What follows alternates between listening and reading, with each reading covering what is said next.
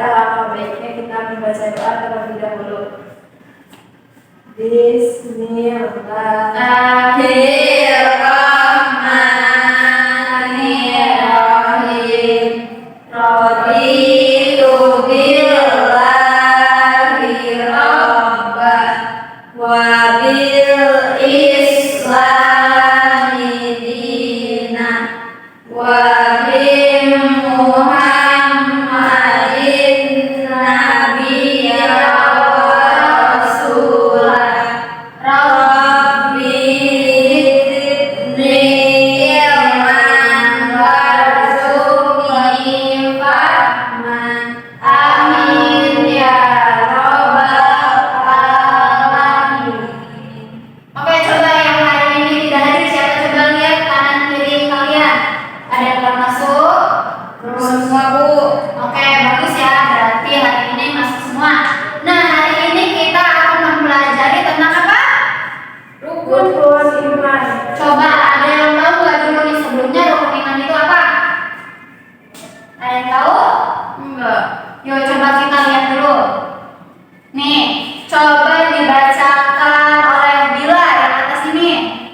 Rukun artinya adalah dasar atau fondasi. Ya. Iman artinya adalah percaya atau yakin. Ya. Nah, coba yang paragraf 2 dibaca sama Rizka. Iman artinya adalah percaya atau yakin. Ini nih. Iman diyakini dalam hati. Iman diucapkan dengan lisan. Iman diamalkan dengan perbuatan. Oke, coba sekarang paragraf 3 dibacakan oleh Mutiara. Jadi setiap muslim harus meyakini rukun iman dan harus dibuktikan dengan perbuatan, contohnya melakukan perintah Allah Subhanahu wa taala. Nah, oke. Jadi rukun artinya dasar atau fondasi. Nah, sedangkan iman artinya percaya atau yakin. Nah, coba kalau rukun iman ada berapa coba? Nah, coba kita lihat. Benar nggak ada 6? Benar? Betul. Ya, coba rukun yang pertama, Iman kepada Allah. yang kedua, Iman kepada malaikat. yang ketiga, Iman kepada kitab Allah. yang keempat, Iman kepada nabi dan rasul. yang kelima, Iman kepada hari kiamat. yang terakhir. Iman kepada qada dan qadar. Ya, baik. Nah, coba kalian ada yang tahu nggak sih contoh iman kepada Allah itu seperti apa? Sholat. Iya, terus apa lagi? Haji. Iya, betul. Coba Rizka yang ketiga apa lagi? Zakat. Iya. Nah, sekarang kita lihat contoh dari iman kepada Allah ya. Jangan dari dulu. Sekarang kita lihat ya contoh rukun pertama. Rukun iman yang pertama yaitu rukun iman. Pertama, iman kepada Allah. Bagaimana cara kita beriman kepada Allah? Cara kita beriman kepada Allah ialah kita meyakini bahwa tidak ada Tuhan selain Allah. Allah Subhanahu wa ta'ala mempunyai sifat maha sempurna dan Allah maha suci dari sifat-sifat kekurangan. Allah adalah zat yang menciptakan kita dan alam semesta ini, dan Allah Subhanahu wa ta'ala juga yang memberi rezeki kepada makhluk-makhluknya. Allah maha mengetahui segala-galanya, sampai kehendak kita di dalam hati pun Allah mengetahuinya. Dan Allah Subhanahu wa ta'ala maha kuasa atas segala sesuatu sebagaimana firman-Nya, yang artinya, dan kami tidak mengutus seorang rasul pun sebelum kamu, melainkan kami wahyukan kepadanya bahwasanya tiada Tuhan yang hak melainkan aku, maka sembahlah olehmu sekalian akan aku. Quran Surah Al-Anbiya ayat 25. Allah Subhanahu wa Ta'ala memiliki 99 nama yang harus kita yakini, yaitu nama-nama yang indah, bagus dan baik, yang tidak dimiliki oleh hamba-hambanya yang disebutkan dalam Al-Asma'ul Husna. Nama-nama itu juga menjelaskan sifat-sifat Allah Subhanahu wa Ta'ala, sebagaimana firman-Nya yang artinya, Dialah Allah, tiada Tuhan yang berhak disembah melainkan Dia. Dia mempunyai Al-Asma'ul Husna, nama-nama yang baik. Quran Surah Toha ayat 8. Sifat wajib bagi Allah berjumlah 20, yaitu 1. Wujud, artinya ada. 2. Qidam, artinya terdahulu. 3. Baqo, artinya kekal. 4. Mukhalafatul lil hawadisi, artinya berbeda dengan makhluknya. 5. Qiyamuhu binafsihi, artinya berdiri dengan sendirinya. 6. Wahdaniyat, artinya esa atau tunggal. 7. Qudrat, artinya kuasa. 8. Irodat, artinya berkehendak. 9. Ilmu, artinya mengetahui. 10. Hayat, artinya hidup. 11. Sama, artinya mendengar. 12. Basar, artinya melihat. 13. Kalam, artinya berbicara. 14. Qadiron, artinya yang maha kuasa. 15. Muridan, artinya Allah berkehendak atau menentukan. 16. Aliman, artinya yang maha mengetahui. 17. Hayyan, artinya yang maha hidup. 18. Sami'an, artinya yang maha mendengar. 19. Basiron, artinya yang maha melihat. 20. Mutakalliman, artinya yang maha berbicara. Nah, baik, sekarang kita lihat contoh rukun iman yang kedua, yaitu iman kepada malaikat. Itu iman kepada malaikat-malaikat Allah. Siapakah malaikat itu? Malaikat adalah makhluk Allah yang dibuat dari nur atau cahaya, yang selalu taat terhadap perintah Allah Subhanahu wa Ta'ala. Setiap malaikat mempunyai tugas masing-masing, dan mereka tidak pernah membangkang terhadap Allah Subhanahu wa Ta'ala. Bagaimana cara kita beriman kepada malaikat Allah? Cara kita beriman kepada malaikat-malaikat Allah yaitu kita meyakini sepenuhnya bahwa malaikat itu ada, dan mereka adalah hamba-hamba Allah yang senantiasa taat melaksanakan perintahnya. Mereka tidak pernah melakukan maksiat dan membangkang terhadap Allah, selalu bertasbih atau mensucikan Allah, dan bertahmid atau memuja Allah. Mereka tidak makan dan minum. Dan kita juga harus meyakini bahwa malaikat itu tidaklah laki-laki dan tidaklah perempuan. Keistimewaan malaikat. Keistimewaan malaikat dapat berubah bentuk menjadi sangat besar dan kecil sesuai kehendaknya atas seizin Allah Subhanahu wa Ta'ala, atau berwujud rupa seorang pemuda yang tampan. Dapat menempuh jarak yang sangat jauh dengan cepat dan singkat, memiliki kekuatan yang sangat besar dan hebat. Ingat, Allah mengutus 2 malaikat yang selalu mencatat segala perbuatanmu. Maka jagalah lidah untuk tidak berbohong, jaga tangan untuk tidak mencuri, dan juga jaga kaki untuk tidak pergi ke tempat-tempat yang jelek. Jumlah malaikat-malaikat Allah itu tidak terhitung jumlahnya, dan hanya Allah lah yang maha mengetahui bilangan jumlah mereka. namun yang wajib kita ketahui ada 10, yaitu pertama, malaikat Jibril. Tugasnya menyampaikan wahyu Allah kepada para nabi dan rasul. Kedua, malaikat Mikail. Tugasnya menyampaikan atau membawa rezeki yang ditentukan Allah. Tiga, malaikat Israfil. Tugasnya meniup sangkakala apabila diperintahkan Allah di hari kiamat.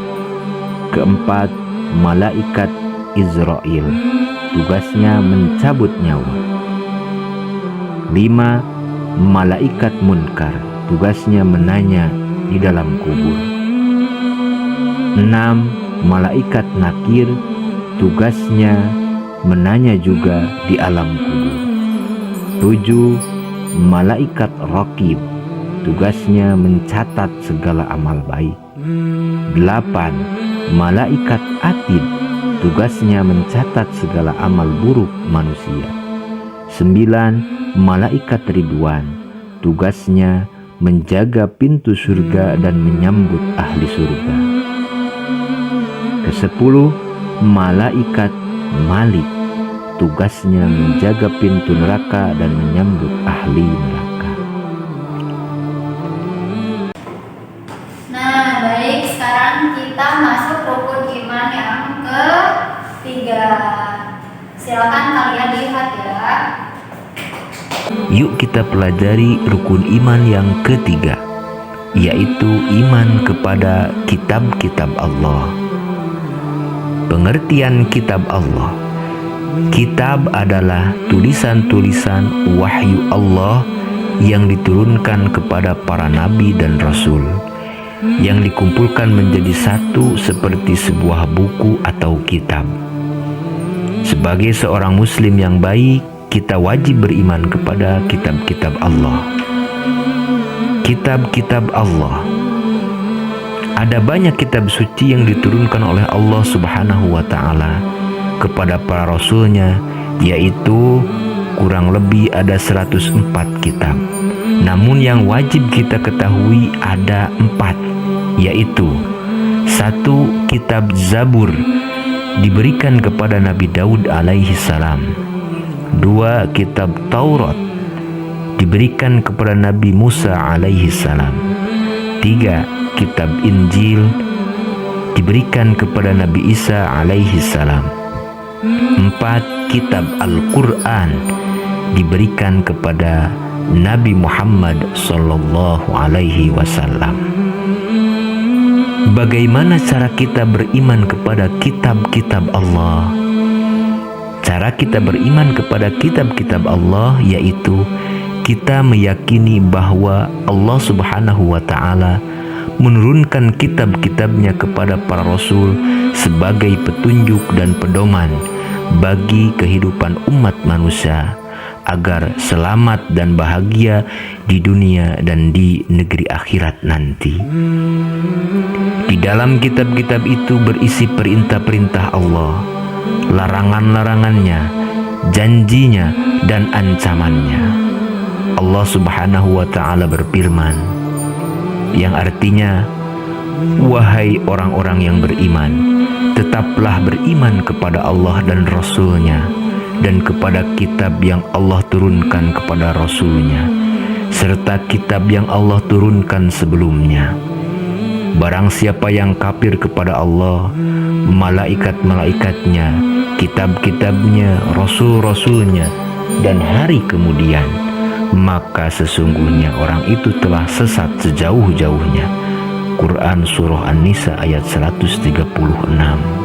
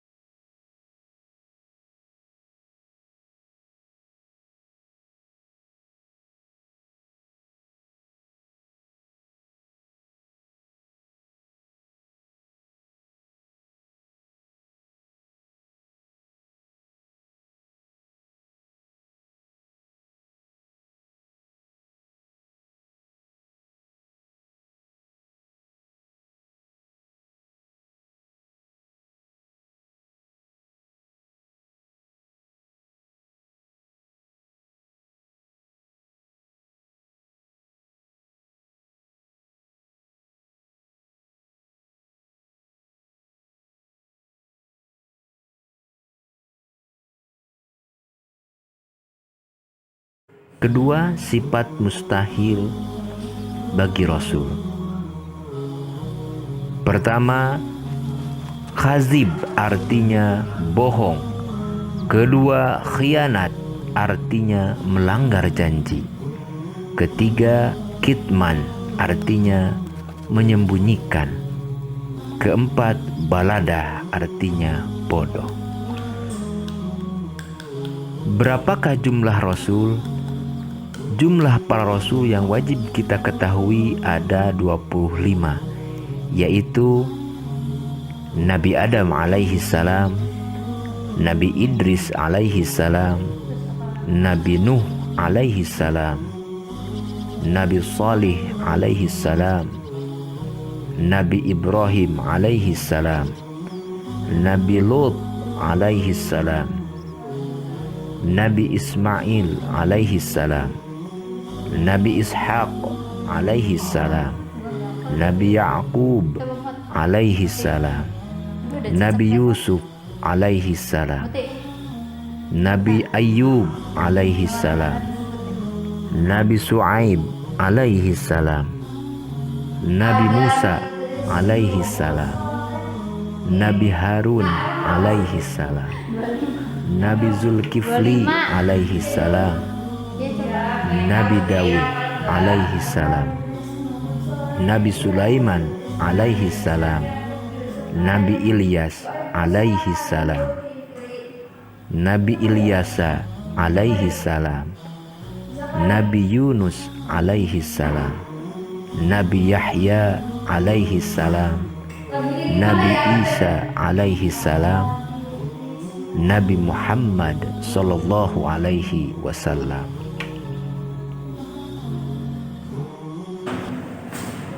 Oke, sekarang kita lihat rukun iman yang ke-5, yaitu iman kepada hari kiamat atau hari akhir. Kita lihat, yaitu iman kepada hari akhir. Pengertian hari akhir. Hari akhir atau hari kiamat adalah peristiwa di mana alam dunia atau kehidupan beserta isinya akan hancur dan semua makhluk hidup akan mati tanpa terkecuali. Bagaimana cara kita beriman kepada hari kiamat?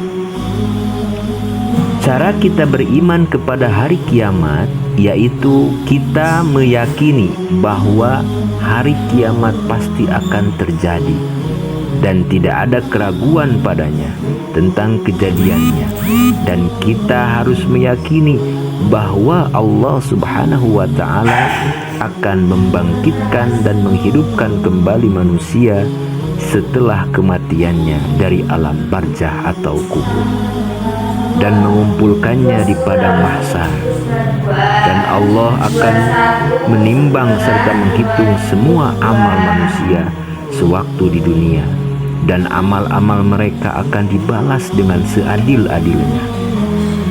Sebagian dari mereka ada yang masuk ke dalam surga dengan anugerahnya atau dengan rahmat Allah Subhanahu wa Ta'ala, dan sebagian yang lain ada yang masuk ke dalam neraka dengan keadilannya. Dan kita meyakini adanya pertanyaan malaikat, munkar dan nakir, nikmat dan siksa kubur, siratal mustaqim, telaga kausar, dan syafaat. oke, sekarang kita lihat iman yang terakhir, yaitu iman kepada qada dan qadar Allah. Kita lihat bersama-sama ya. Qadar. Pengertian qada dan qadar. Qada adalah ketentuan atau ketetapan Allah sejak zaman ajali tentang segala sesuatu yang berkenaan dengan makhluknya sesuai dengan irodahnya atau kehendaknya. Sedangkan qadar adalah perwujudan ketetapan atau qada terhadap segala sesuatu yang berkenaan dengan makhluknya sesuai dengan irodahnya atau kehendaknya. Qadar disebut juga dengan takdir. Bagaimana cara kita beriman kepada qada dan qadar Allah? Cara kita beriman kepada qada dan qadar Allah yaitu bahwa semua yang terjadi terhadap manusia dan semua makhluknya adalah kehendak Allah Subhanahu wa ta'ala dan sudah ditentukan oleh Allah pada zaman azali. Zaman azali adalah zaman sebelum diciptakannya alam semesta dan seisinya. Nah, mungkin adik-adik ada pertanyaan. Jika semua kegiatan manusia adalah kehendak Allah Subhanahu wa ta'ala dan sudah ditentukan, apakah manusia tidak bisa memilih untuk melakukan sesuatu? Jawabannya tentu bisa. Karena manusia diberi kehendak oleh Allah untuk memilih. Allah juga memberi manusia akal untuk berpikir. Jadi kita bisa memilih untuk melakukan hal yang baik atau memilih hal yang tercela. Memilih selamat atau. Nah, oke, tadi kan Ibu sudah menjelaskan tentang rukun iman, terus sudah memberitahu rukun iman itu ada 6. Terus kalian juga sudah melihat video-video yang tadi Ibu sudah tayangkan ya. Yuk sekarang kita sama-sama menjawab pertanyaan. Coba. Nah, coba Nabila. Nomor 1. Rukun iman ada berapa, Nabila? Nah, baik. Benar ya. Lalu yang kedua, Maratus. Ini nomor 2 soalnya beriman kepada Allah Subhanahu wa ta'ala bisa dilakukan dengan cara apa? Cara mengerjakan semua aturannya. Baik, benar gak? Oh. Sekarang nomor 3 Mutiara. Mutiara. Coba sekarang nomor 3. Pertanyaannya beriman kepada malaikat termasuk rukun iman keberapa? Ketiga. Ya benar apa salah? Benar. Oke, sekarang yang keempat. Coba Rizka. Apa rukun iman yang kelima? Rizka? Iman kepada hari kiamat. Coba kira-kira iman kepada hari kiamat itu iman kelima bukan? Rukun iman. Betul. Oke. Sekarang nomor 5. Coba Nabila. Apa artinya rukun? Fondasi. Iya betul. Rukun